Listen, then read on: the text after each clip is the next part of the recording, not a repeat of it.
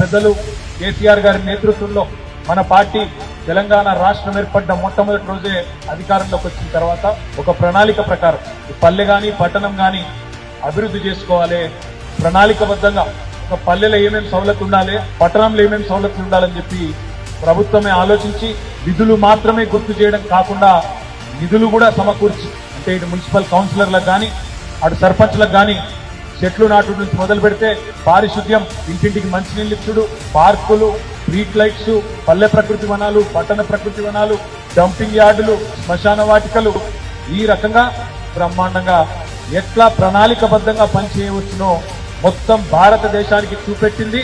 ఖచ్చితంగా తెలంగాణ రాష్ట్రం అని గంటాపదంగా ఇవాళ మనందరం గర్వంగా చెప్పొచ్చు. నేను చెప్పేదేదో ఊరికేనే మన డబ్బా మనం కొట్టుకోవడం కోసం చెప్తలేదు. కేంద్ర ప్రభుత్వం